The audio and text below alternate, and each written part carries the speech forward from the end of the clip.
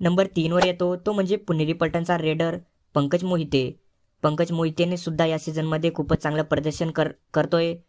तर पंकजने एकूण 19 मॅचेस खेळल्या आहेत आणि या 19 मॅचेसमध्ये त्याच्याकडे एकूण 104 रेड पॉईंट आहेत आणि तो या सीझनला पुणेरी पलटणकडून खूपच चांगलं प्रदर्शन करणारा खेळाडू आहे. नंबर 2 वर येतो तो म्हणजे युवा खेळाडू हरियाणाचा स्टार रेडर शिवम पठारे. शिवमचं हे प्रो कबड्डीचा दुसरा सीझन आहे. तो मागच्या सीझनपासून हरियाणा टिलस सोबत आहे. या सीझनमध्ये शिवम पठारेने एकूण 19 मॅचेस खेळत त्याने एकूण 124 रेड पॉईंट स्कोअर केले आहेत. तो टॉप रेडरांच्या लिस्टमध्ये नंबर 9 वर आहे आणि आपल्या महाराष्ट्रातील रेडरांच्या लिस्टमध्ये नंबर 2 वर आहे. शिवम पठारे हा हरियाणाकडून सगळ्यात जास्त पॉईंट घेणारा दुसरा खेळाडू आहे. तो हरियाणासाठी खूपच चांगली कामगिरी करतोय.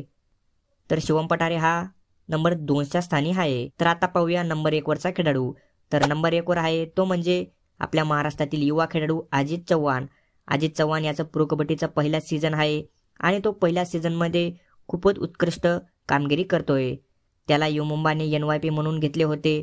अजितने एकूण 18 मॅचेस खेळल्या आहेत आणि 18 मॅचेसमध्ये अजितकडे एकूण 153 रेड पॉईंट आहेत. यामध्ये त्यांनी 8 सुपर 10 देखील मारले आहेत. तो टॉप 10 रेडरांच्या लिस्टमध्ये नंबर 4 वर येतोय.